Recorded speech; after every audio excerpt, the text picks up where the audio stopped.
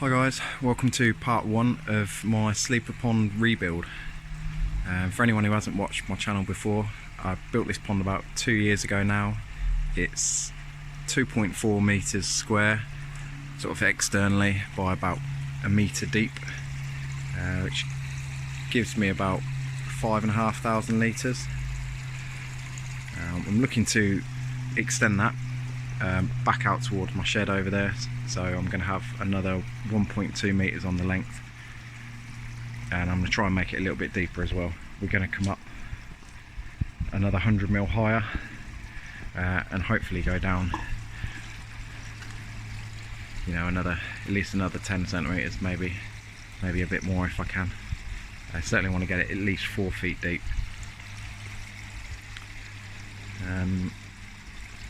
Quick look at the fish. They're all still there. They're doing all right. The water is currently 5 degrees, so they're not moving, and I've not been feeding them for a while. I've just been waiting for sort of a bit of a break in the weather before I get started on it, and it's due to warm up a little bit from Sunday, so we're going to get started. So this is my filtration on the pond at the moment. I've got a gravity fed easy pod, a DIY moving bed that's got about 80 litres of media in it, maybe a little bit more, and that goes through a 25 watt UV and up over a 4-tier shower, and it's worked quite well. Keeps the pond nice and clear. But yeah, in the summer the easy pod was a bit of a pain. Did have to clean it pretty much every day in the summer, and there's a few other things I wish I'd done differently on the pond as well. That gate valve in there leaks a lot on the bottom drain. When you're trying to drain the pod down, it nearly comes through the gate valve quicker than it empties. I should have put a proper skimmer on the pond. I've got one of those little floating ones that's under the covers at the moment, but it's not really that great. And we should put an aerated bottom drain, which I'm going to do, and I also wish I'd gone deeper and bigger. The main reason for that is, well, I want to have some more fish, or at least have some space for the fish I've already got, and also the temperature swings quite a lot in the summer. I was getting the temperatures going up and down by, you know, as much as 5 degrees in the summer, so hopefully when it's a little bit deeper that won't be a problem anymore. For anyone out there building a first pond, make sure you go at least 4 feet deep, and go a little bit bigger if you can, because my pond's in full sun and the temperature swings a lot during the day and cools down quite quickly at night, and yeah, the fish don't like that. Right, so I'll give you a quick look inside the new filter shed. It's a bit of a mess in here at the moment. I've been doing the wiring over the last couple of days, but just to show you the new filtration that's going in, I've got a proffy drum, which is going to be connected to bottom drain and a skimmer, and then it's got 2 returns. One of them, this pump here, is going to pump just straight over into this IBC, which is going to be a big moving bed, and then gravity flow back to the pond. Pressure pump, which I'm still plumbing up, which is going to feed the drum. It'll take its feed from the moving bed. There's a little strainer on there just to make sure it doesn't suck up any of the K1 that's in there. And the second return, which will have the pump that's currently on the pond, that's going to feed back to the shower that I've already got. Need to do a little bit of a tidy up of all these wires. But yeah, proffy drum looks like a really nice bit of kit. It wasn't cheap, but hopefully it's going to be really good. If anyone's thinking of buying one, I'll let you know how we get on with it. It did need a lot of wiring and connecting up. Obviously none of the cables came connected. There's a cable here for a second float switch which goes inside the unit somewhere, God knows where. Obviously none of the fittings come to connect the pressure pump to the drum. In fact, this is a washer that I've had to buy, because that's 1/2 inch pipe on the spray bar, and it's a inch hole in the pressure pump. So yeah, you do need to do a bit of wiring and a lot of plumbing and messing about to get these up and running. They're not quite a plug and play drum like some of the other ones, but yeah, hopefully it'll be good while it's all running.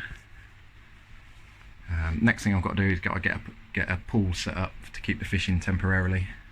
What I'm actually going to do is bring the Easy Pod in here, stand it on top of here, have it feeding out of there straight into the moving bed, and it's going to be temporarily flowing back into the pool, which is going to go on the grass there once I've tidied it up, so I can at least keep all of the media and the Easy Pod from my existing setup running while I'm doing the rebuild. So hopefully they'll be alright. It's still pretty cold at the moment. I have got a little heater I can put in just to keep it if it gets too cold, but I'm not feeding the fish at the moment anyway, so I'm hoping they're going to be alright in a pool for what I'm hoping is only going to take a few weeks, because I've got most of this done already, but we'll see. Let's get the paddling pool out. Right, so it's the next day now. I didn't get any more filming done last night. It was getting dark by the time I was done. Yesterday was kind of almost wishing I'd never started, really, but I've got most of it covered, and a bit of insulation around it, although I need to tape it down a little bit better. They're all alright in there at the moment. But yeah, I had a bit of a disaster with the resetting the Easy Pod up. I'll show you that in a second. So in the filter shed, last night I got the Easy Pod set up on there, and got it running, sort of flowing down into there. But then I realised there was not enough space above to get the cleaning pipe in, so I would have had no way of cleaning it. So I've had to take that out completely. And what I'm going to have to just do for now is just run the hose straight onto a load of filter floss, which I'll probably have to keep changing every day, or at least every other day. As you can see, all the muck on there, that's just been collected from overnight. So the water flows. There's a water butt in there which has got all the ceramic media in it, flows down through there, and there's holes in the bottom, and the water's then coming back up. And I've got my moving bed, so this is all the media from the old moving bed, plus all the micro K1 from the Easy Pod as well, which I'm not using now. And then it gravity flows back into the pool. So hopefully I'll keep all my bio alive, and in terms of mechanical it's not ideal, but it's just going to have to make the best of it for now. I might see if I can make like a DIY shower or something, I don't know, I might just leave it like that. I've got a bit of tidying up to do today, because I've just made a right mess. My garden's absolutely destroyed, all the grass is just a bog now. But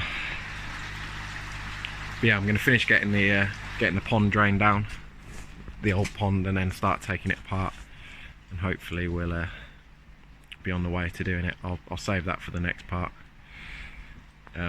I'm hoping the fish are going to be alright in here. I've got a couple of little aquarium heaters in the moving bed. There's a 150 watt one which I'm just going to run all the time, and a 300 watt one which I'm just going to run at night. I know that's not going to heat it, but I'm hoping it'll just keep the chill off, you know, and help keep the temperatures stable at least. So fingers crossed that all works out alright, but I'll let you guys know whether it does or doesn't over the next week or so. So that's it for today. I'll see you in the next one, when hopefully I've taken apart the old pond. Well, I thought that was going to be the end of the video, but I've just noticed something. For anybody who's thinking of doing this, don't use an inflatable pool. I think I'm going to have to get myself a framed pool. I had this already and I thought it would be fine to use, but don't know whether you can see.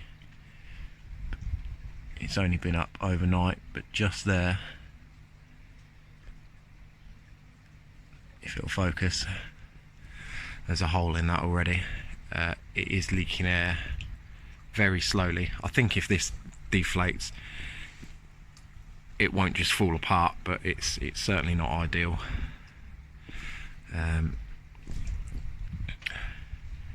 For now, I'm just going to have to get some sealant and some tape over it and hope it will hold until I can get another pool sorted. Oh, this is going to be one of those projects I wish I never started. I'll post another video soon, and you can watch more of my terrible failures and learn how not to build a pond.